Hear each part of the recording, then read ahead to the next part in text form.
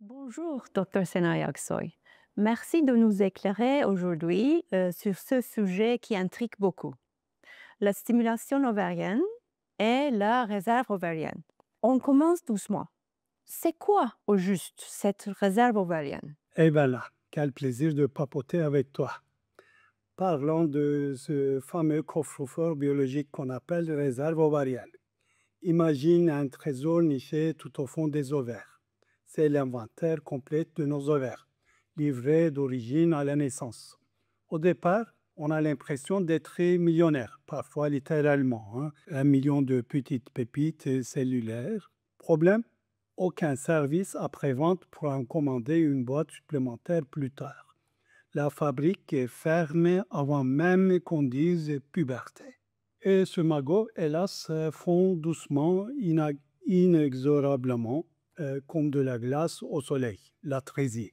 Ce mot barbare pour dire que les comptes passent dans le rouge, grignotent notre capital mois après mois. Avouons que c'est rageant. Hein, franchement, ça ressemble à une fuite d'eau qu'on regarde impuissante. D'accord. Donc, on est avec un stock limité qui diminue naturellement, mais comment on fait pour savoir où on en est avec ce stock? Ah, tu mets le doigt sur le nerf de la guerre, Bernard. Si seulement on pouvait sortir un scanner façon science-fiction, gendre bip bip et hop, le nombre exact d'ovules s'affiche sur l'écran. Avouons, ça simplifierait la vie. Mais bon, la réalité est un peu moins Netflix, un peu plus détective à la loupe. Alors, comment on fait? On a notre joker, une petite prise de sang pour doser l'AMH, cette fameuse hormone qui joue les indicateurs de stock.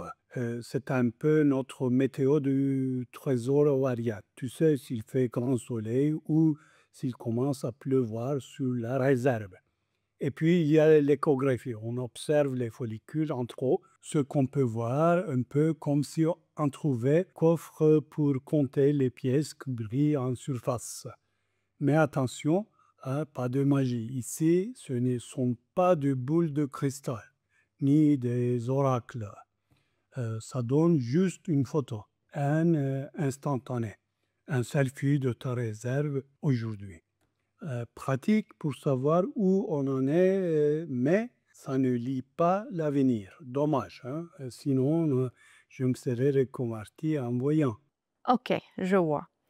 Et dans un cycle naturel, sans rien faire, comment ça se passe pour ces ovules? Imagine un stade en effervescence, Bernard. Chaque mois, c'est la grande compétition, la fameuse course des follicules. Au top départ, une équipe de candidates motivées, toutes prêtes à donner le meilleur d'elles-mêmes. Leur coach attitré, la FSH, cette hormone qui donne le coup de sifflet et motive les troupes. Tout le monde se lance. Échauffement, petit sprint et regard dans le coin. Mais la loi du plus fort règne. Il n'y aura qu'une élue, une seule superstar qui franchira la ligne d'arrivée et deviendra au vu du mois. Les autres, eh bien, des morts. Elles quittent la piste, direction les vestiaires sans espoir de médaille. Pas de prix et de consolation, juste une élimination en bonne et due forme. Et tu sais quoi? Cette règle est sacrément sévère. Plus de 99,9% de nos ovules n'iront jamais au bout du parcours.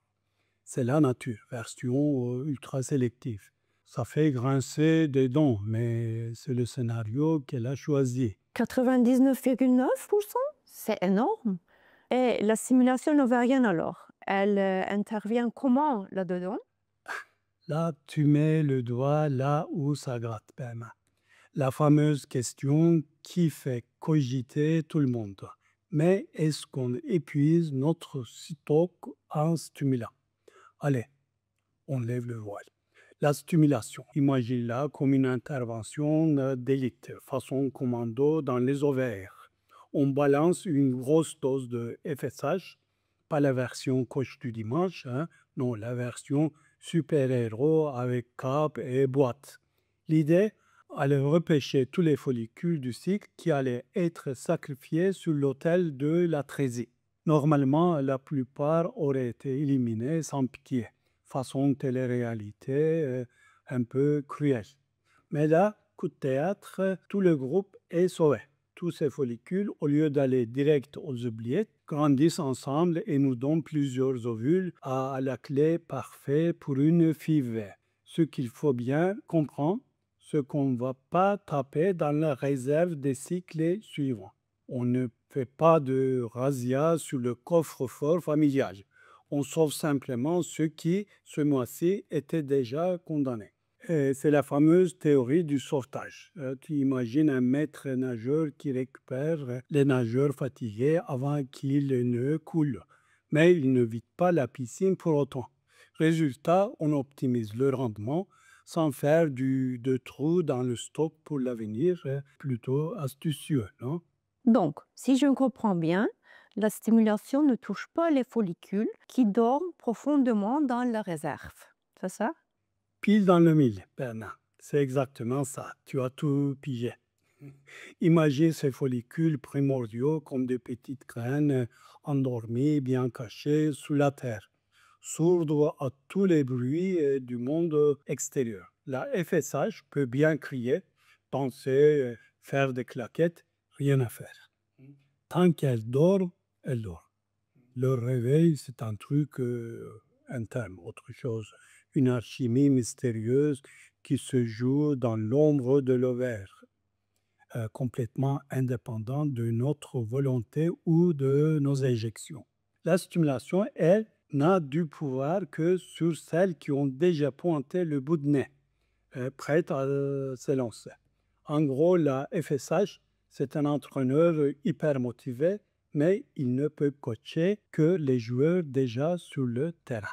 Ceux qui roupillent encore dans les vestiaires, c'est peine perdue. Il faudra attendre leur tour. Voilà pourquoi on ne vide pas le stock de grains du futur en stimulant. On joue seulement avec l'équipe du moment, jamais avec les réservistes qui attendent tranquillement leur heure. Ça rassure un peu, mais est-ce qu'on est vraiment sûr que ça n'a aucun impact à long terme sur la réserve? Parce que l'inquiétude est là quand même. Bernard, je te jure, cette peur de vider le stock, je la connais par cœur.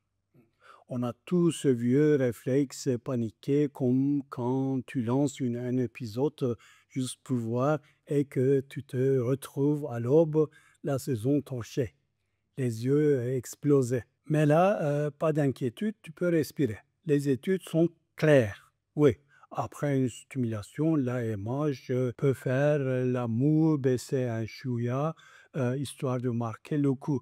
Mais très vite, tout repart comme en 40. Le mois suivant, l'orchestre ovarien recommence à jouer sa partition, sans drame ni chute vertigineuse. Tu veux la preuve béton? Regarde les donneuses d'ovocytes. Elles enchaînent les cycles de stimulation et pourtant leur réserve tient le coup. Non, le seul vrai saboteur, c'est le temps. L'âge, c'est le patron, l'unique responsable du contre-rebours. Alors, au prochain coup de stress, laisse la seringue tranquille et va goûter ton gâteau d'anniversaire. Bon, d'accord, ça ne sert à rien, mais ça défoule. Donc, même pour quelqu'un avec une réserve déjà basse, la stimulation ne va pas aggraver les choses? Mais oui, Bernard, tu mets dans le mille. Un bon médecin, c'est comme un chef étoilé. Il ne vide pas toute la cuisine pour un plat. Il compose avec ce qu'il a de frais, là, sous la main. Pas question d'ouvrir toutes les réserves, ni de sacrifier les ingrédients du futur repas. Il regarde dans le frigo du mois. Il flaire l'ambiance, il adapte sa recette, hein, il dose, Il a juste tout ça pour servir le meilleur menu possible sans gaspiller. Protocole, agoniste, antagoniste, tous ces jargons, ce sont que les différentes techniques du chef. Ses tours de main, ses secrets de fabrication. Il change de sauce, il varie l'assaisonnement selon ce qu'il trouve comme matière première, toujours avec l'idée de respecter le garde-manger pour les prochains jours. Pas de magie, pas de lapin qui sort du chapeau. C'est juste l'art d'accommoder ce que la nature a sorti du panier ce mois-ci avec talent, organisation et cette petite pointe de science qui fait toute la différence. Au fond, la stimulation ovarienne, c'est de la grande gastronomie, un peu d'anticipation, beaucoup de techniques et une sacrée dose de respect pour le produit. En résumé, si on se fie à la science, la stimulation ne vide pas la réserve plus vite que le temps qui passe. Parfaitement résumé, Bernard. La stimulation, c'est vraiment l'opération commando. On sauve ce que la nature s'apprêtait à évincer sans jamais piocher dans les réserves de demain. On n'a pas des pleurs de trésors, juste des récupérateurs malins. Mais le seul adversaire qui nous échappe, c'est le temps. Toujours là à nous rappeler que, quoi qu'on fasse, c'est elle qui mène la danse. On peut contourner beaucoup de choses, mais arrêter les aiguilles, même pas en rêve. Et tu sais quoi? Même avec tout ce qu'on sait, chaque histoire est unique. Rien ne vaut un vrai échange sans tabou avec un médecin qui t'écoute et t'explique clairement. C'est là que tu trouves des réponses sur mesure et surtout que tu t'allèges l'esprit. Bref, pas de panique, inutile. Juste des infos, du dialogue et un peu de confiance en la suite. C'est vraiment plus clair et rassurant, merci. Une dernière question pour ouvrir la réflexion. Si la stimulation ne touche pas la réserve profonde, qu'est-ce qu'on pourrait imaginer comme innovation pour mieux la préserver ou la gérer à l'avenir? Ah, mais là, tu me régales, Bernard. On est carrément dans la science-fiction version Netflix. Black Mirror rencontre Dr House, édition OR. Franchement, si un jour il invente le mode avion pour la fertilité, j'appuie direct sur le bouton, hein. Allô, la ménopause? Non, merci, pas aujourd'hui, je repasse dans 10 ans. J'imagine déjà le pop-up.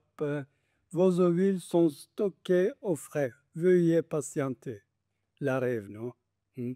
En attendant que les ingénieurs fassent chauffer leur cerveau et nous pondent cette appli magique, on fait ce qu'on peut avec notre boîte à outils de bricoleurs avertis.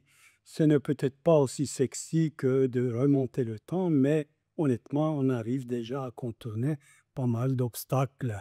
Pas besoin de super pouvoir ni de cap, juste un peu d'ingéniosité, une bondeuse de patience et beaucoup de savoir-faire. Tant qu'on peut jouer les MacGyver des ovaires et éviter quelques pièges, c'est déjà une sacrée victoire. Absolument, docteur Aksoy. Merci pour ces explications pleines de chaleur. On y voit beaucoup plus clair maintenant. Avec grand plaisir, Vanna. J'adore nos petits débriefs d'inspectrice de la fertilité. Vivement la suite de l'enquête. La prochaine fois, j'arrive super équipé. Loupe à la main et café turc pour tenir le rythme. À très vite. Et d'ici là, prends bien soin de toi. Ciao.